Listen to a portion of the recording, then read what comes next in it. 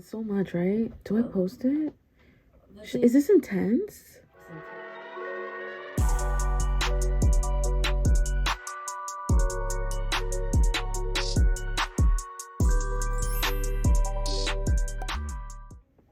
The great Dr. Phil once said, "You can't change what you don't acknowledge." Now, when you look at your habits, you look at what you do on the daily, you look how you act and how you react, you don't realize that you do so based on your experiences. We are just the sum of our experiences. So when we think about why we do what we do, we can't look at it without actually acknowledging and pointing the finger back at all the major experiences that we've gone through that have shaped us to be who we are today. Most of these experiences are trauma, right? So I want to deep dive today and actually look at how we can pinpoint the source of our trauma. I was going through life not realizing that I had some seriously deep-rooted issues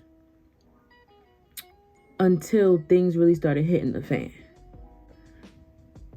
And I mean really hitting the fan. I previously talked about the fact that I recognized that I was a self-sabotager. And if you know anything about self-sabotaging, essentially the reason why people self-sabotage is because they don't think that they're deserving of anything good, or they don't feel as though what they have or what good comes to them will last, right? So they'd rather spare themselves the heartache and just mess it up before it gets messed up. From my point of view, me realizing that I was a self-sabotager was actually the first step in my healing journey. And when I came to that understanding, it boggled my mind so much that I wanted to look deeper into why, because I didn't understand why I was doing what I was doing. The interesting thing about finding out anything or learning, knowledge, educating yourself, whether it's in the traditional sense or whether it's learning about yourself, is the more you find out, the deeper you want to dive. But the deeper you go, the scarier it could be, especially when we're talking about ourselves. And that was my case for sure. As I began to really look into why I developed this strategy with men of knowing, one, that the dude that I'm getting with is just so wrong for me off the rip. Again, so sorry if you're listening to this and you've had to deal with it.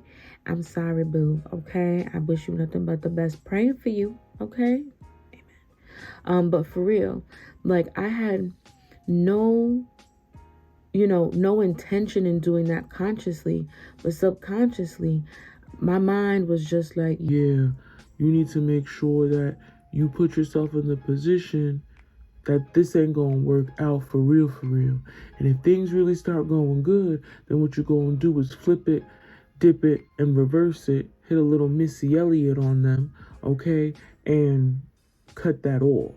Which is what happened over and over and over again. And when I realized that this was the pattern that I was developing and this is what I was doing, and I looked back at why, I came to the understanding that it was because of the abuse that I had suffered as a child. Like, I've always said, I'm not a victim, and I've never really talked about my childhood experiences because, like, why would you want to? But you go through things because you just do. Life sucks, and that's not anybody's fault. How do I say this? Wow, I'm getting nervous. Okay, but when you don't acknowledge your trauma, it has a chokehold on you. And it continues to be a yoke that you carry around your neck because you don't want to actually say, yes, this happened. It was an experience. I need to let myself feel the emotions and then I need to move on, right? When you're going through discovering why you are the way you are, when you're going through and assessing your traumas, I want you to just do so with caution. I want you to do so aware, because the more aware of the fact that you are going to discover things or rediscover or reopen wounds, the easier it's going to be able to navigate them. You're going to feel all the emotions. You're going to feel all the distress. You're going to feel all the pain because you're reopening the wound. It's like, I saw this medical show once that talked about, in order to have a bone, if you break your leg and it ends up healing all types of crazy, they have to break it again so that it can heal in the proper way, right? And I think there's something both so cynical but yet so beautiful in that. It's in our brokenness that the pieces can be put back to take a mess and turn it into a masterpiece. And if you put those pieces in the hand of the great artist, you have no idea what he can do for you. And it'll be beyond your wildest dreams. Look at those stained glass windows. It's all made from broken glass.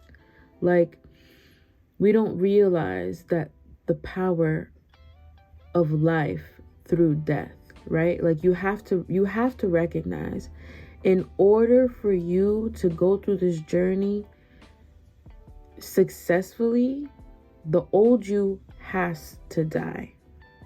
Gotta go. You gotta get rid of them. Okay? The way you do that, like I mentioned before, is recognizing what is your trauma. Where does it stem from? Why do you do what you do? Why are you running? Why are you running? And what are you running from? You can answer those questions by actually looking at what you're running to. Is it sex? Is it drugs? Is it the gym? Is it food? Is it friends? Is it family? Is it dependency on this, that, and the third? What are you running to? And that's going to tell you what you're running from. And that is going to lead you to the reasons why you're running in the first place. As I mentioned, this journey is not easy, like at all. But if you're real with yourself and you really want to see a change, you want to come out of that place of you're depressed, you have no understanding why, you have to start asking yourself why and be okay with the answer that you get. It's not going to be easy, and you're going to have to keep growing, because as you keep going, you're going to keep learning. But it's all about continuing to walk, continuing to move forward. So going back to this idea of the foundation, when we've assessed the ground and we realized, okay, now that I look and see, I have a very acidic pH over here. I have a very unbalanced levels of water there. I have nutrients that really aren't in the amounts that they should be over here. You can then see, okay, now that I know these things, I can look at what are the steps to actually make sure I get that right so my foundation is solid. Okay? Again, for me, as I was going through this journey, I got so low, and I mean so low, to the point where it just became overbearing. But ultimately, the Lord pulled through for me, And I'm here, being able to talk to y'all and being able to help you now get through this. And like I said, as we keep going and we keep diving, we keep seeking, and we keep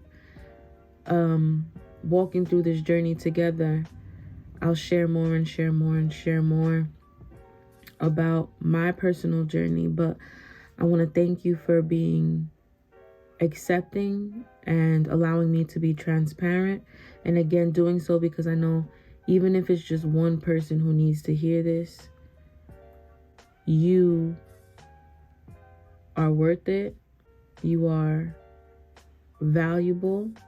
And it doesn't matter how much the darkness tries to dim your light. It can't overtake you. As we go through this next week, what I want you to do is really take the time to look at the list of observations that you made and ask yourself, what does this action say about me? Then I want you to ask yourself, why am I doing this action? Why is this the way that I react? Then I want you to take a long while to really assess. If I think back far enough, what is the trigger that is being pulled in order to cause me to react that way? And that's how you're going to be able to figure out what those trauma triggers are. I want you to not only observe yourself, but I want you to take at least 1 or 2 observations and write out everything that I just said in steps to be able to point to that life-changing experience that has shifted your mindset. Well, y'all, that's all I got for you today. I know it was deep, so that's why I'm kind of cutting it short because, you know, emotions, okay? But I just want to say thank you again for rocking with me. Thank you again for being here. I look forward to seeing you next week. Don't forget to like, comment, subscribe, hit that notification bell so you know every single time that I upload. And by the way, new content is coming. Okay, all right. We got some lifestyle, hair, vlogs, skin, all that good stuff that will be uploading to my channel soon. And the official podcast will be launching very soon. So look out for that. Make sure you follow me on the Grizzam. Follow me on TikTok. Okay, so that you know everything that is going on with your girl. All right. Thanks so much for rocking with me, y'all. I'll see you next week. Peace. That was good. Yeah. That should be part of your new outro. Purr. I will literally just sit in the background. Purr.